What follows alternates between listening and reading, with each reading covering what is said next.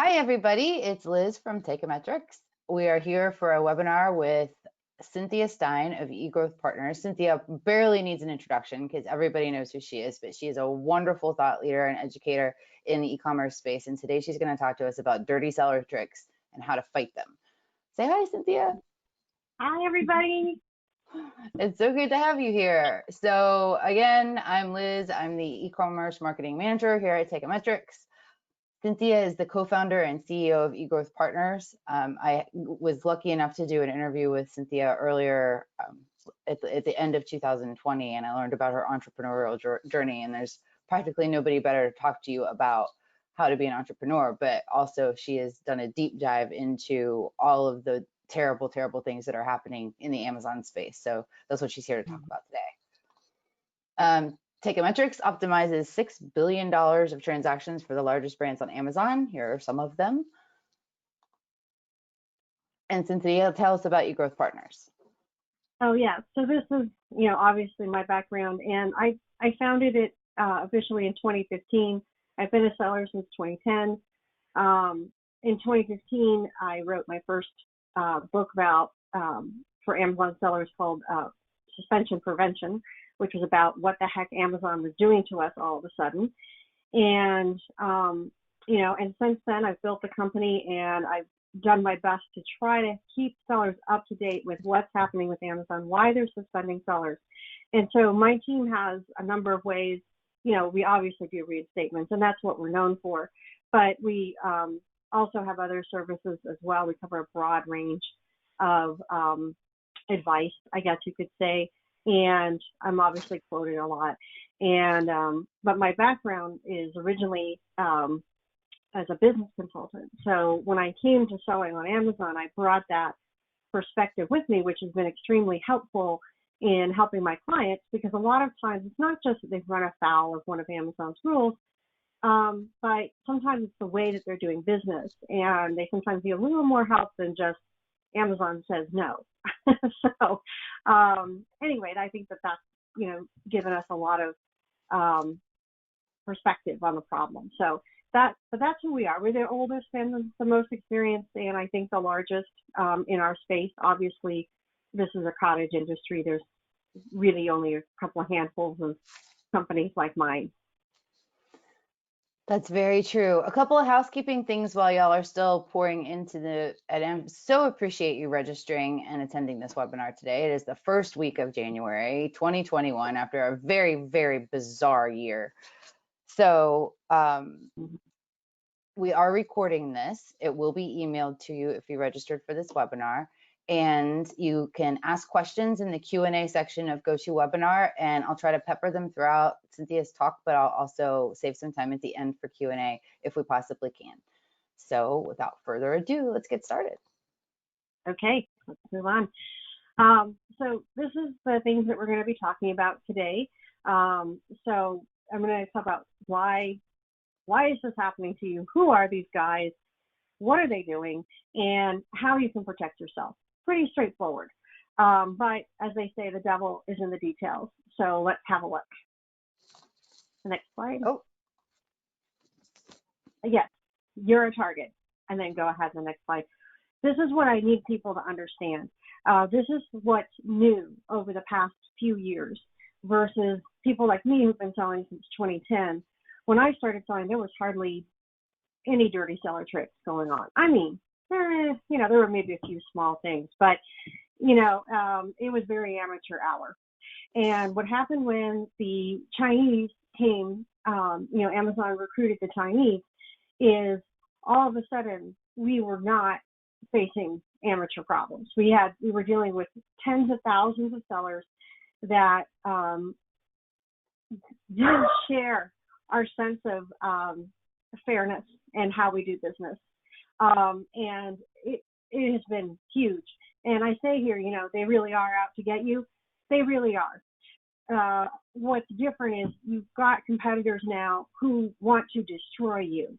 I mean, you always want to outmarket your competition. These guys want to get you off the platform forever. They aren't afraid to break the law to do it. Most of them are breaking the law. If you are doing well in your category or subcategory, So I use the example of one of my clients who sold, fire logs. Now that is a sub category, right?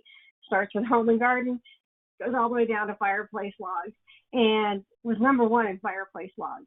And he became a target. And his competitor kept moving him into different categories to get him out of fire logs and into fireplace accessories where he wasn't doing as well. So this is what I'm saying. These guys are very much aware of exactly what the sales are in these subcategories. And for them, there's more money to be made being number one in a sub than being 5 or 6 in a larger category. For the most part. I mean, you could say, oh, not in toys, Cynthia, but I'm just saying in general, that's their strategy.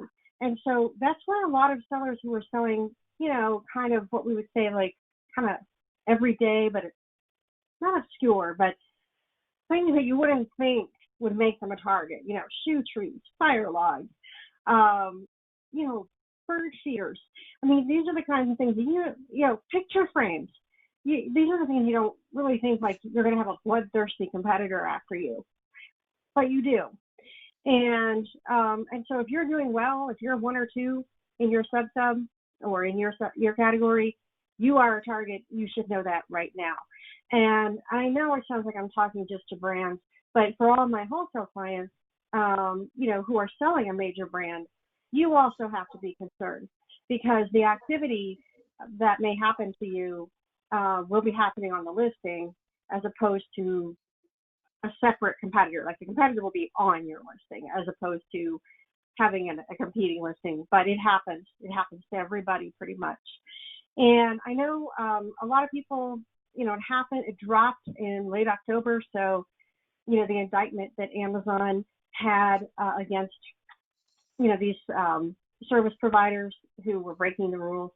Most people kind of, beyond the sheer titillation of it, didn't really, suitcases of cash, they didn't actually read it because it's 38 pages long. And I mention it here because it's actually a tremendous source of information if you ever do find time, vacation, whatever, to read it, because in the indictment, because it is a federal criminal indictment, Amazon opened the kimono in a way I've never seen before. You know how secretive they are. But they basically had to admit that these bad actors and others like them had totally raided them, right? That these bad actors had complete access to all the data that Amazon keeps about sellers and clients, internal groups, how, Amazon's processes, the algorithm, they were completely and utterly raided. And so just for that, it's worth reading the indictment. But then there is also this sheer, like I said, titillation of some of the details, offshore accounts, et cetera. It is an interesting read. I've read it about 10 times now. And it's in my next book. But even in reading that indictment, though, and a lot of people will read that and be like, no, that can't be true. I promise you it is. That's the tip of the iceberg. So these happen to be consultant service providers who got caught. But the fact is, most of the people who are doing this bad behavior that we're talking about and that we're going to try and protect you from, they learned it themselves, maybe in China. And so they don't need to hire a service provider to do this for them. They already know it. So if you look at I'll mention Howard Tai because he's very visible. And if you look up Howard Tai in the Wall Street Journal, you'll see the video that he did with the Wall Street Journal, where he talked very casually about basically how he cheated Amazon's algorithm and gets away with it. And he gets away with it because he's a Chinese national. But I would say Howard is the most brazen. And he's the one who kind of started teaching manufacturers and other Chinese sellers how to do these tricks. And they are ubiquitous in China right now. It's incredible. So in the US, in the Western world, we kind of hire our service providers to help us do this if we are bent that way. Over there, they already know how to do it. So I just point that out to you. tip of the iceberg. And these black hat tactics are commonly taught in China, India, Russia, Ukraine. I'm not saying that people in Europe and the UK don't get trained on this too. I'm just saying it's very common in those countries. So I just want to impress upon you, if you haven't had any problems yet, you're lucky and you should be grateful. And this is a good time to try and protect yourself and as much as you can before you have problems. Okay, next slide, please. So I talked a little bit about the subcategories a moment ago, and this is what I'm talking about, how being number one in a niche can be just as profitable. And it's because it maximizes Amazon's virtuous cycle. Anyway, next slide, please. Okay, so this is a case study, and I'll just give it to you quickly. But this, the reason that I tell this story is, one, I have permission. Okay, this is a client of mine. I had to get permission. But also, I just want you to know this seller is gone from the platform and has been pursuing legal action. And I've been working with him for years. I was with him when the bad behavior first began. So I've really had a chance to see this story play out. And he had an exclusive with one of the world's leading brands and the #1 position until he was attacked by a competitor. And he was attacked in two ways. One, the competitor started selling a competing product on their own listing, but also the competitor was selling the product on his listing. But messing it up, getting a lot of complaints and getting people angry about the product that they're buying. And basically his attempt was to trash the listing. So he not only wanted to sell his own product, he wanted to trash the competing product as well. And he did it through several ways. He did what we call straw man purchases, where he and a group of cronies, we don't know, but they bought product they never intended to use. They bought it and returned it and then made false claims about this. Now you understand what this guy is selling. He's selling a shoe treat, okay? It's not a complicated product. And there's not a lot of areas for product quality problems or safety issues or anything. It's basically a really nice piece of wood.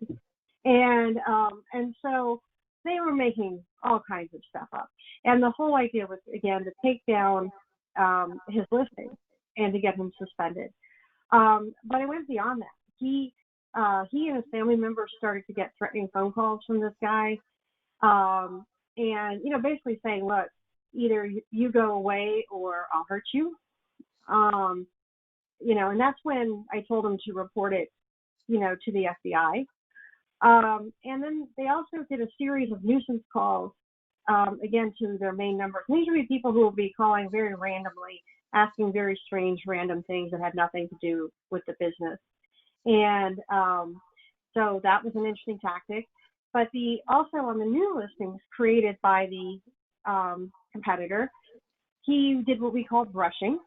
So he actually took listings for old defunct products that had nothing to do with shoe trees, but had good reviews, and merged them into his listing in such a way that it looked like he had thousands of, 4- and 5-star reviews. So immediately he went from 0 to hero, and he had more listings than my client, who's been selling this product, which was #1 in its category, for 10 years. And Cynthia, in addition to the brushing, with the straw man purchases, was that a little bit of reviews abuse too, and that he was leaving negative reviews? Yeah. So yeah, tanking the reviews on your client's listing, creating his own listing, and then building it up with a bunch of false information. Right. So they take one down and pull theirs up. And yeah, they did. They left complaints. They also said, things like it was counterfeit or it was dangerous, or, they were doing everything they could to take these listings down. And it was constant. There was also what I call vendor central manipulation. So they obviously had access to vendor central, and they were able to get in and change his listings. And then he couldn't change them back. Well, it took a lot of work on our part to get them changed back. And again, that means that his listings are off for days Meanwhile, the competitor is, making hay while the sun shines, as it is. Um, and they made false IP complaints. And also, my client found out that the same factory that was manufacturing for him, and remember, he had an exclusive, right, with the brand, was also manufacturing and selling to the competitor. So this is common also. So everybody was making a little bit of something here, right? You've got the competitor who's making his money, who's doing his thing, but also the manufacturer where he's getting the product is basically double dipping because he's selling to both companies, even though he's not supposed to. And of course, my client really had no recourse.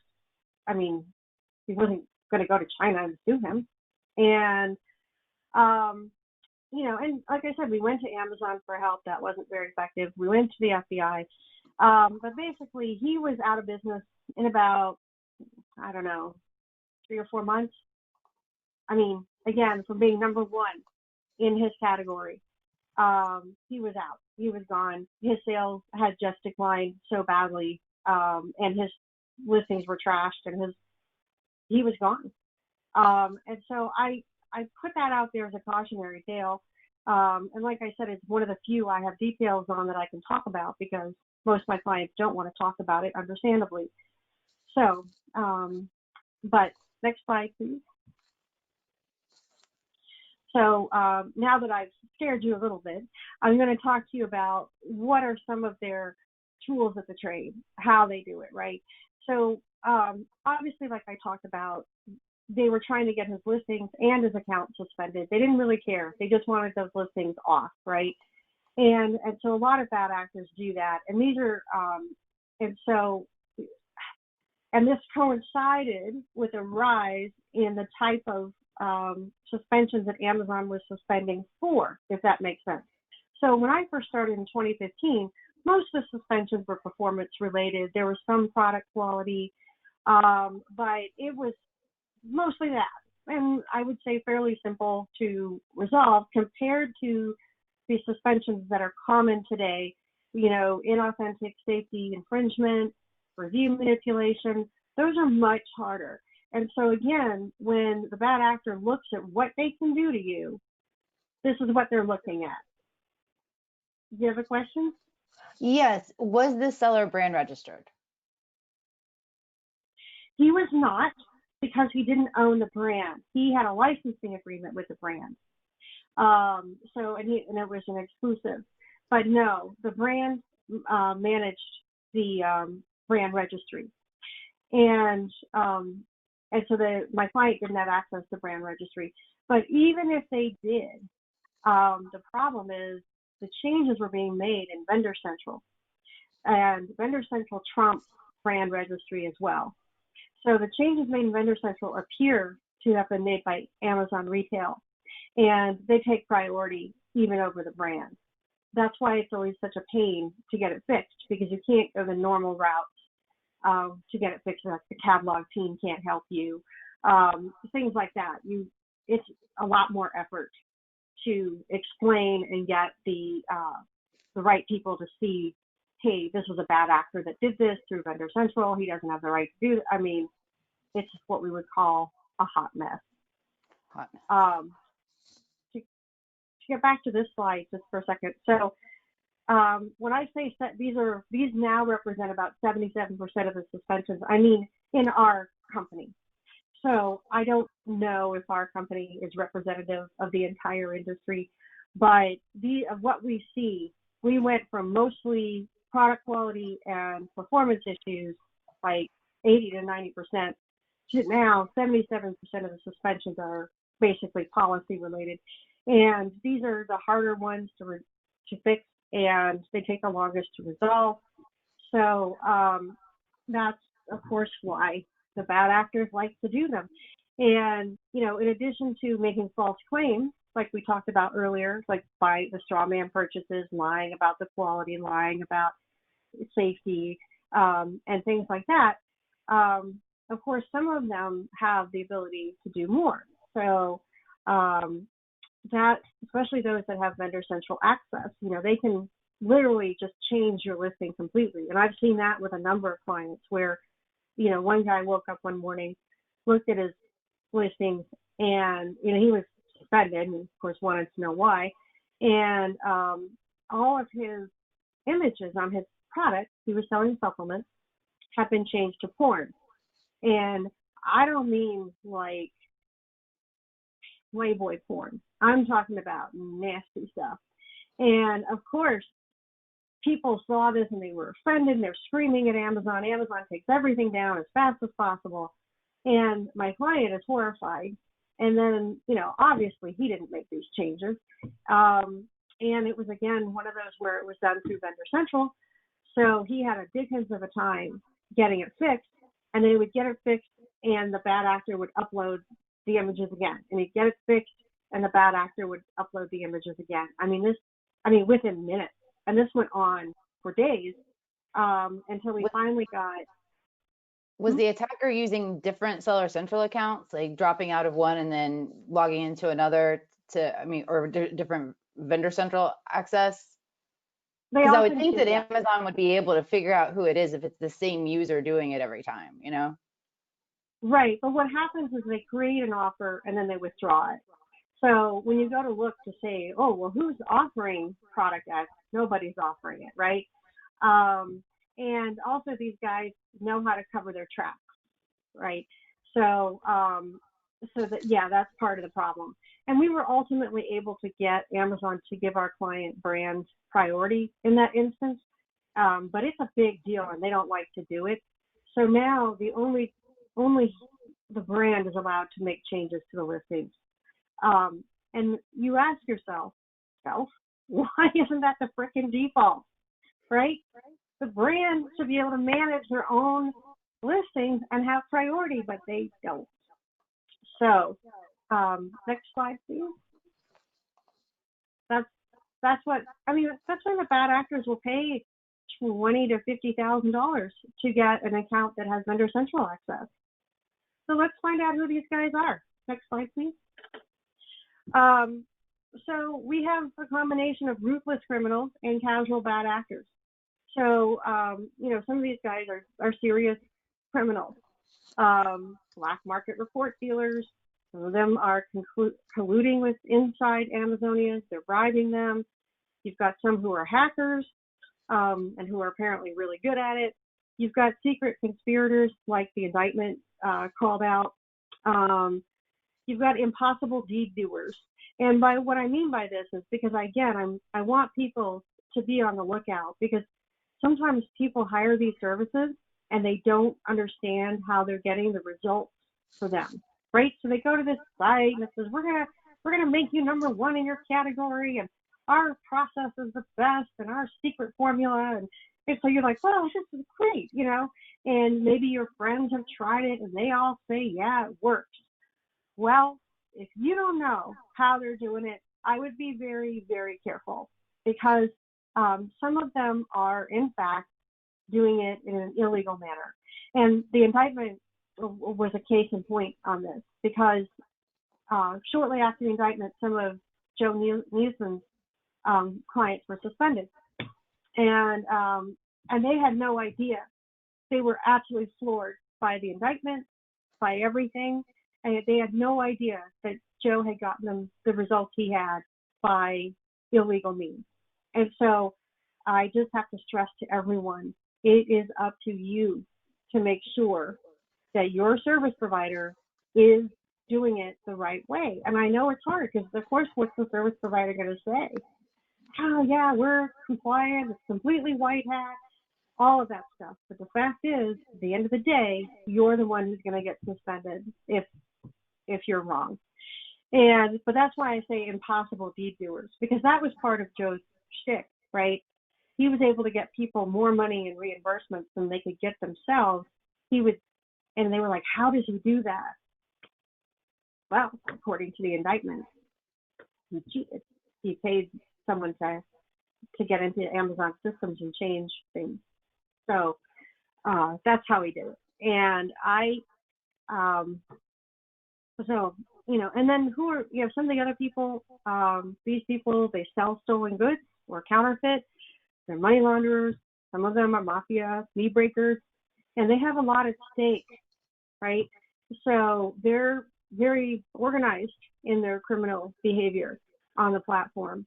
And it sounds dramatic to say that. I feel like I'm writing the next chapter of Goodfellas, right? But this really happens, and that's who some of these people are, and that's why they would also hire these service providers to do these services for them, because it gave them a level of distance, right, between them and Amazon and them and the law. And some were just thieves, and then a lot of them are manufacturers. So like I explained earlier, these guys, they've learned it. They're selling a product, and I've had clients go to China, sit down with their manufacturer in Shenzhen. They're like, I can get you to number one in a couple of weeks if you want. Just let me know. He's very casual. And they're like, bad idea. But the other thing I need people to understand is they have a God's eye view of your business. They know more data about your business than you do. And, because they've paid for it and it's been taken directly from Amazon systems. And so they know a lot that you'll never know about your own business. And they think they're untouchable, and many of them honestly are. Amazon has no way to go after them in China for the most part. And they have no loyalty to their clients. So this is another thing that amused me in my, 2+ years of research on this topic. I'd see people out there, promoting. I knew who some of the players were. And, but they, people would yell and scream in Facebook like we always do, right? About how they would help you out, right? And then the minute you weren't paying them anymore, they went to your competitor and got him to hire them to get back at you. It's quite a deal. So there's truly no honor among thieves. Next slide, please. Okay, so now we get to the good stuff. What the heck can you do? So I basically break it out in a couple of parts. Detect. So one is to figure out, hopefully ahead of time, that there's actually something happening. Because unfortunately, most of my clients, by the time they come to me, they're already suspended. And so they didn't see the warning signs because they weren't looking for them. Not every case. I just have to be very clear. There are some cases you just can't see it coming, but there are some where you can kind of see it coming and try to head it off the path. And so one of the things that I recommend for our clients is we set up for them real-time alerts for ASIN changes. So this, again, if someone messes with their listings, they'll know right away. Because if you're selling hundreds of products, you're not necessarily going to know that somebody went in and changed, product X and put porn in the images until you're suspended. But if you knew the minute the change was made, you might be able to go in and close those listings before Amazon got to it. And there's other changes that bad actors make on listings too that you just want to be aware of. They'll change your text, they'll change video, they'll do all kinds of things. So it's just good to know. And there are really good alert systems, and we recommend them to our clients, and we use them for our clients.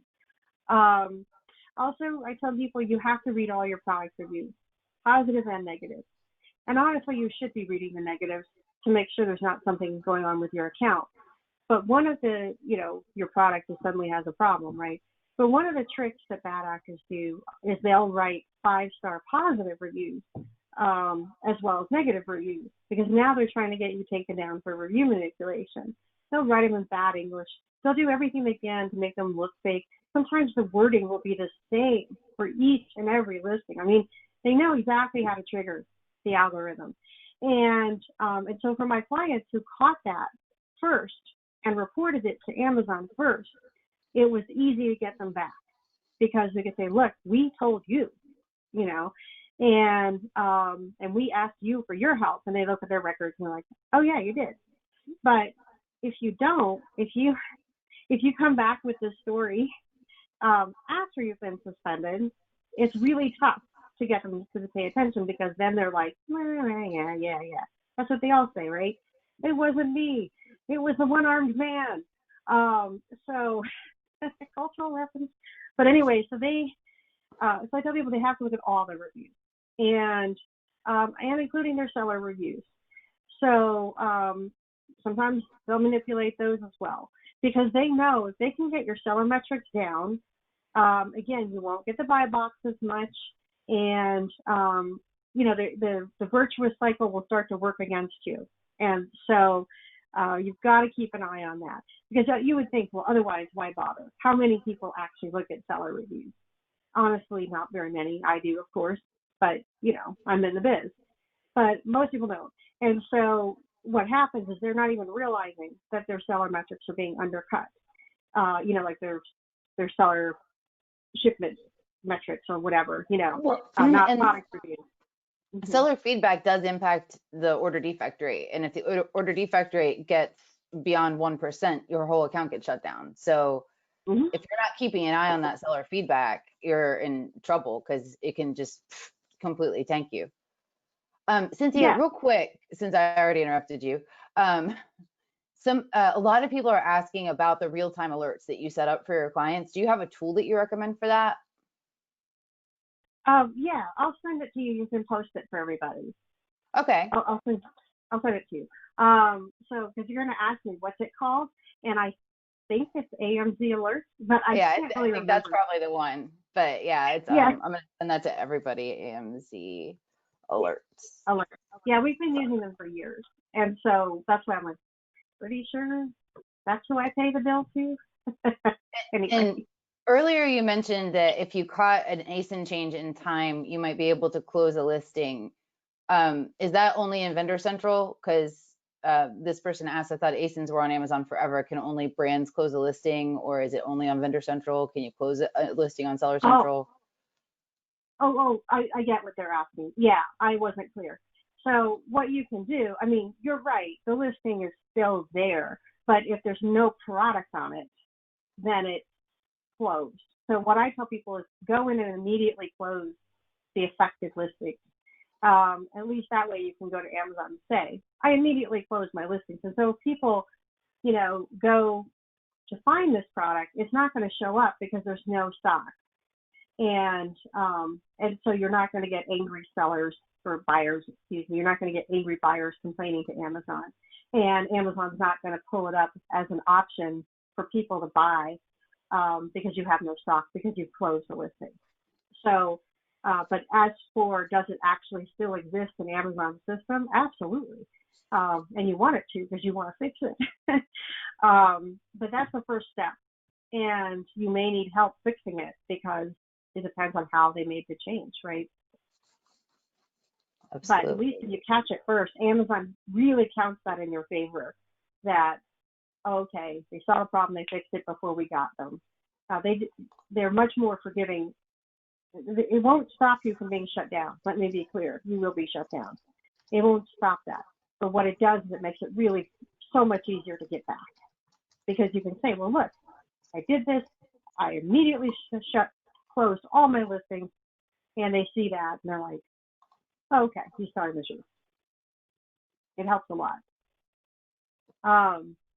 Okay, so let's see where I'm at here. Detect. So these are things I've told, some people have heard this before, I'm sure, but I tell people, they should be checking their returns report.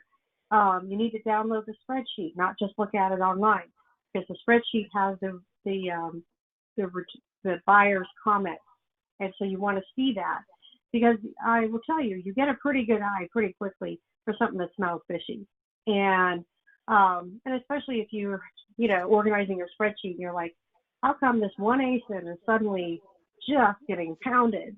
Either I have a problem with my product quality, it's possible, or somebody's doing something. And so for our clients, we have them look at it. We look at it for them if they're a client once a week. And then buyer seller messages, because again, the bad guys know that Amazon's algorithm is also searching all the buyer seller messages. So if they use trigger keywords in a message to you, like you might get an irrationally angry buyer or something like that, using all these trigger words, and you're like, dude, don't be upset. I'll give you a refund, right? Like, but they're not really upset. They're doing that because, again, they know that that's a trigger for Amazon. Sometimes you'll see they'll change your fees. Like, suddenly your product is bigger than it was the day before, and so you're paying oversized fees, and you're like, what? And sometimes it can be very subtle. So I always tell people they should be keeping track of their fee changes, just to make sure that they're paying the right fees, because who wants to give Amazon more of their money? Category changes, that's another trick that may not be apparent to you, because when you go to the listing, it doesn't say, hello, I've been moved from fireplace logs to fireplace accessories, right? You don't know that, not just from looking at it on Amazon. Of course, you should always be keeping track of new competitors, but most of my clients are pretty on top of that. The other thing that is a sign that people don't think about is dead keywords. So just like my shoe tree guy, he spent months really getting some really good pulling keywords that were working for him in his ad campaigns. And then suddenly they were dead. I mean, it's like from one day to the other, they would say, and his sales would, and of course, all the sales he did get were much more expensive. And he's like, what happened to my keywords? Again, we're talking about a shoe tree, so it's not as if they had very complicated keywords. But what likely happened is, because people don't know that this is possible, is the bad actors know how to go in and literally change. Like, how you go and you type something, and then Amazon starts giving you suggestions, right, for the keyword as you're typing. So you type a best-selling author, and they'll start bringing up all the author's books. Anyway, well, people think, and the way it's supposed to work is that is based on actual, buyer activity, right? So, but if you could just go in and make the autofill in anything that you want, which is what these guys were doing, and of course, and then these keywords were going directly to their product. Their product always came up first. Yeah, it would seem like your keyword was suddenly dead, but that's exactly what they did. So, and this guy had spent months building up these keywords, just refining them, getting them just right, and they were pulling for him, and boom. So if you see that happen on your account and you're suspicious, you should definitely look into it. And you can do that by going and typing in, various keywords and seeing what pulls up. And then bogus IP complaints, certainly. And, if you start getting these, you should definitely be suspicious, because they're not going to stop at just one if they're out to take you down. And so, it's one thing for Amazon to send you a suspected infringement complaint. That's Project Zero. Okay, that's not a bad actor. But if you get what I call a named complaint, where the brand is named that's complaining, and it's for something like patent infringement or design trademark infringement, or or utility patent, or something like that, and you're like, what are you talking about? You may have a bad actor on your tail. And it's always important to deal with all IP complaints that you get, but it's really important that you're looking at them regularly, even if you decide you're going to go deal with them later. Like a lot of the suspected infringement, I have clients who handle those every couple of weeks. They don't do it every day. Next slide, please. Okay, so this is another area that people generally fail in. And, again, remember what I said about your competitor knows more about you than you know about yourself. And so for example, they will know that every complaint that Amazon has ever had against you, and they'll know what your vulnerabilities are. And they'll know that Amazon suspects you're buying from the gray market, for example, and maybe you are. It's not a crime exactly, but it is complicated, right? And so they'll take advantage of that. They'll say, this is how we take this guy out. Let's go after inauthentic complaints, right? Because he's buying from the gray market and he's had problems with this before. So I tell people to fix their vulnerabilities, to button up, pay attention, get authorized, buy from legitimate sources, protect your intellectual property. You would be shocked at how many people who have experienced bad behavior made it so easy for the bad actor because they weren't brand registered. They hadn't protected their intellectual property. I've had bad actors go and register someone else's intellectual property in brand registry. So, and boy, was that a mess to clean up. And so what I'm saying is you really got to be buttoned up as a seller, whether you're a brand or a wholesaler. You really got to be buttoned up. You've got to keep good records. I can't believe how many of my clients where the reinstatement process took days to weeks simply because it took them that long to find the invoices, right? Paperwork. And then there's always those who kind of panic and they think they're going to forge or manipulate the documents. They think Amazon won't accept what they have. That's a bad idea, kids. Bad idea. I can work with somebody who doesn't have the documents. It's hard to work with somebody who has fake documents because Amazon's going to. And so get brand registered. So here it is, the beginning of the year. This is a good time to kind of assess what are your vulnerabilities this year? What can you fix and control this year? This is the time. I would really do it now so that you can have everything tip-top shape before Prime Day, this summer. And by the way, it's no coincidence that we see a ton of bad behavior right before and during Prime Day and right before and during Q4. Shocker. Next slide, please. What else can we do? Well, this is some of the stuff that sellers have done. I mean, definitely exposing the trick helps. And I know that sellers don't like to hear this. A lot of them don't want to admit what happened to them, or they just think Amazon's going to do nothing about it, which is kind of true. Sometimes they do nothing about it. But it's important that you report it and that you expose the trick. The reason Amazon had the recent indictment that it did was because sellers had been complaining for a long time. And so I'm not saying, their prayers were answered by this indictment. There were plenty of sellers that Amazon didn't even bother to respond to. But the fact is, it does help. Repetition, they begin to think, this might be a real problem. So it's important to report it to Amazon. And we show people how to do that. And sometimes they do take action. Sometimes, a lot of times, they'll come back and say, we don't have enough evidence to move on this. It's very frustrating. And gathering that evidence can be really difficult. We had a question at the very beginning that I wanted to save until now because it's super relevant to right now. We have a subcategory seller in a specific niche. How do we address issues with a specific competitor we suspect of black hat activities? We know they are based in the US. How would you start researching so that you have enough evidence to give to Amazon? Well, so one of the things Amazon does now, which is super helpful, they didn't do before, is they do make their addresses available. Now, it could be fake, I know, but that's the first place I would start, is see if you can find them, right? And now that there's supposedly an official address, you can start hunting that way. The other thing, some of my clients have hired private eyes. Some of them have done other research. I have a client right now where they knew who did this to them, right?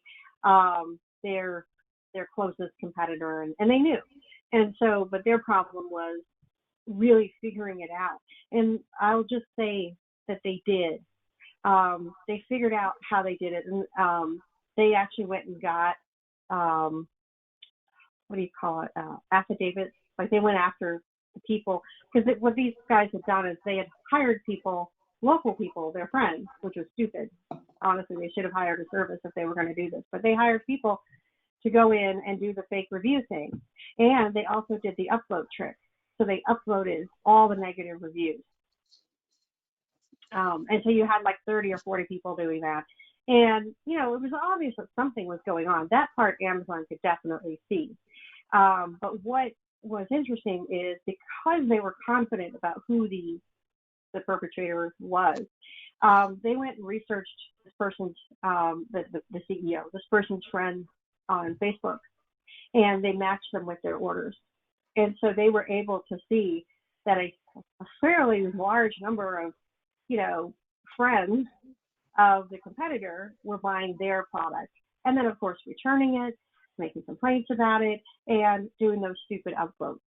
So they took legal action against these buyers who, you know, immediately ran to the original guy and said, "You've got to save us," and they did.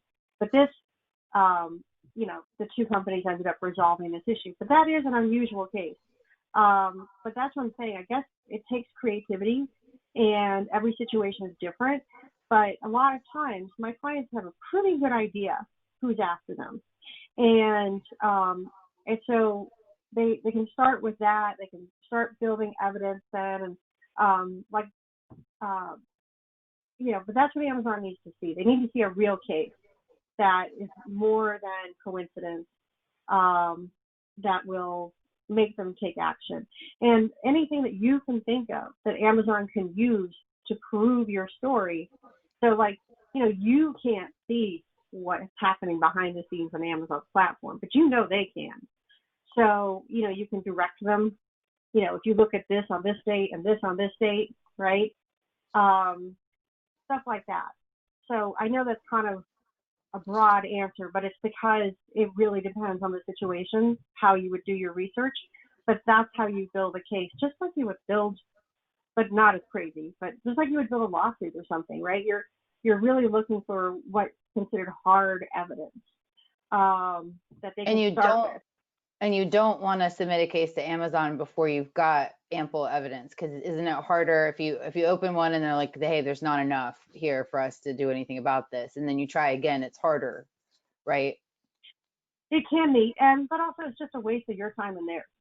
So, you know, and a lot of times they get these complaints all the time. You know, that's the other problem. Bad actors are frequently throwing out unsubstantiated claims about other sellers. So they're all day long. They have the you know, finger pointing and the whining messages and the this and the that. And so their policy is we ignore it unless you have evidence. And so that's what makes it, you know, challenging. And that's one of the things, you know, we help our clients do, is try to figure out how we can get that evidence. What, you know, I had a case, this was actually my own case. I had bad actors coming after my seller account. And I was able to do a lot of crunchy math on statistics. and I was able to show this dramatic change in pattern on my account, from, you know, here to here.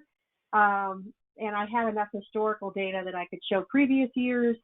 And anyway, they did in fact believe me. And the jerks who did this to me, who I knew who they were, by the way, you know, suddenly got very quiet and disappeared. So I haven't had a problem since. But they knew, I mean, really, how stupid is that? Coming after me. Just like, I know how to get them back. But you know, so that's how I built the case. I mean, I spent hours doing the math and the stats to show Amazon. You know, it's a nuisance, right? And that's all they wanted to do, by the way. They weren't trying to take me down. They just didn't like me, and they wanted to be a pain in my butt. Now, there are other things that we can do. All right, so, and there are sellers who are doing lawsuits.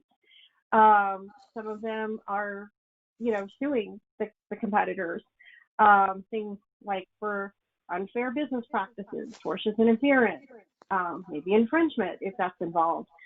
So we're seeing a lot more seller lawsuits against other sellers. And then you also see a lot more people are filing claims with Amazon Legal.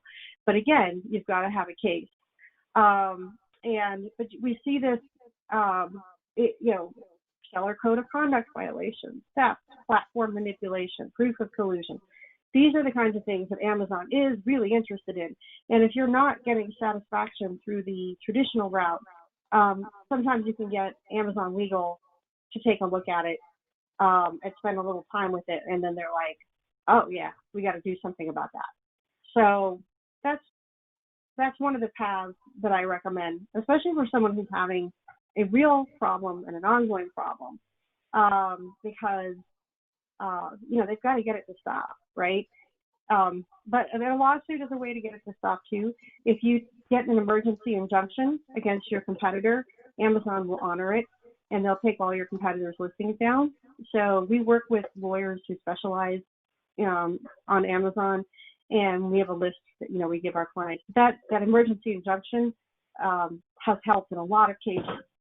So because, like I said, immediately your bad actor is gone, and they don't come back until the case resolves itself. So it's kind of expensive, right? You're filing a lawsuit in federal court usually, but it works. So next slide, please. Oh, okay. So this is just a little bit about us, our background. And so, we do a lot more than reinstatements. And of course, we practice what I preach, which is we help our clients, detect problems, monitor for problems, and, try to fix their vulnerabilities and help them when they're trying to report to Amazon. So if you do find that you're having a problem, or you suspect you're having a problem, maybe you're not sure, but you're seeing some unusual behavior, we can help. So that's next slide, please. And then this is just for you guys. Oh no, it looks just like me. But this is how you can reach us.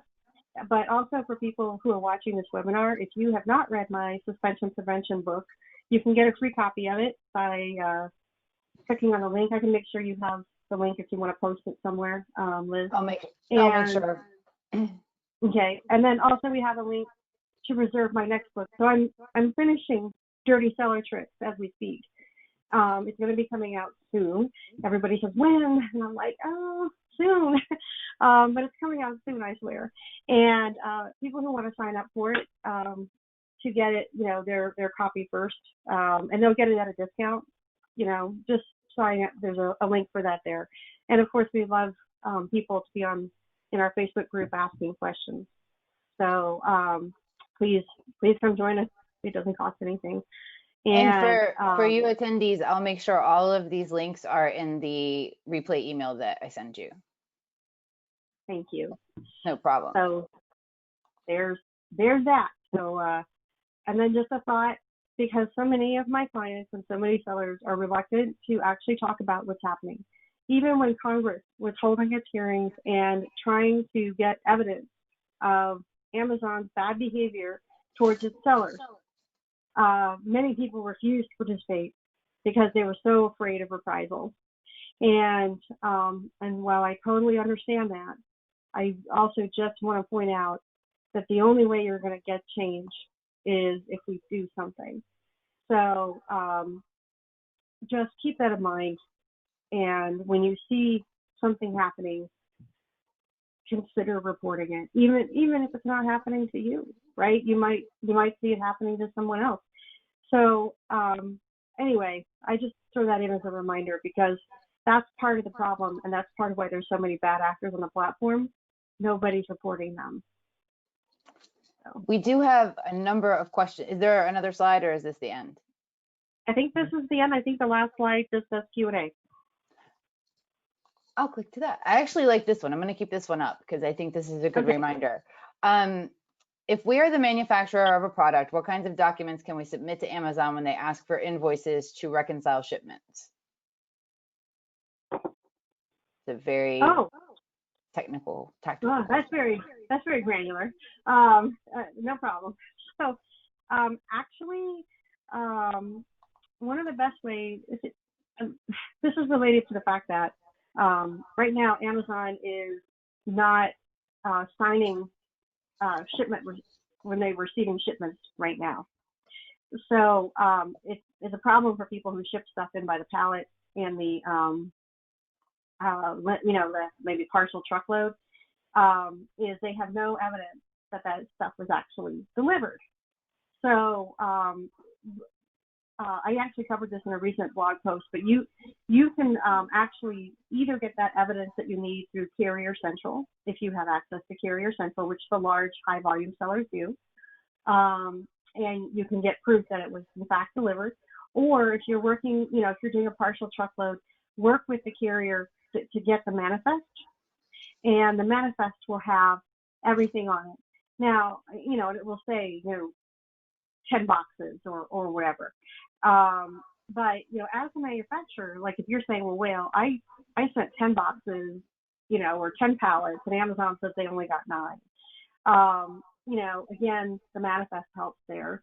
But if it's not clear exactly how many there should be, you can look at your bill of lading or other things like that as proof that you in fact had 10 pallets, not 9. So yeah, you just have to be a little more creative right now because of COVID and because of Amazon's rules, but there are ways to let them know and to prove it. And then obviously if you're shipping UPS or USPS or any of those guys, you can go to them. I mean, they have tracking data, and then you would show invoices. But if you're the manufacturer, most likely you're not sending boxes by UPS, right? You're usually sending big shipments. So That was helpful. Thank you.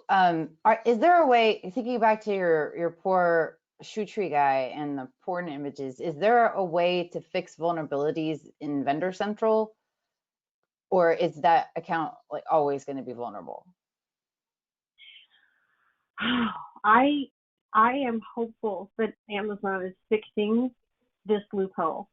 They've taken some measures lately that look like they're fixing it. But I would say the best way you can protect yourself is, one, be brand registered. And, two, be prepared to fight for brand priority. So you can't just get brand priority. You have to show a problem before they'll do it. It's still an exception thing. But, again, if you are having problems and you can document it and you can say, look, every time I talk to the catalog team, they say it's being done by Amazon Retail, and you can prove that you don't sell your product direct to Amazon, and, you don't have any other way that retail would have your product, because that's of course another trick, right? They pretend they have your product, but they don't, and they'll price it 10 times higher than yours, knowing Amazon will never order from them. And but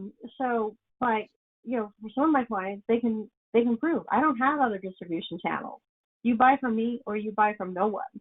And so and Amazon is not selling this product, and it can't sell this product, so Amazon Retail can't make these changes. So that's the case. But as far as what you can do ahead of time, the best thing you can do is be brand registered and be as buttoned up as you can about that. Unfortunately, there's really nothing you can do to stop somebody who has that kind of access. And like I said, Amazon has made some recent moves that indicate that problem may start to fix itself, but we're not there yet. So it's still happening. And but I think that they are moving to where the brands will have priority. Cynthia's yes, within the next year.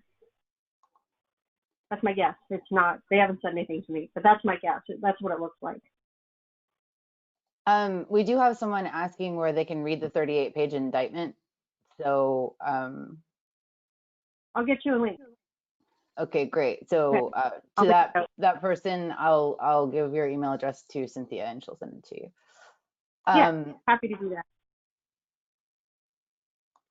We have so many questions and we don't have enough time for them all. So if you guys have the burning question that you need to answer, you're going to have Cynthia's contact information. We'll also write a follow-up blog post to accompany the video on the Teikametrics blog, and I'll try to get Cynthia to help me with a couple of the questions so that we can get those in.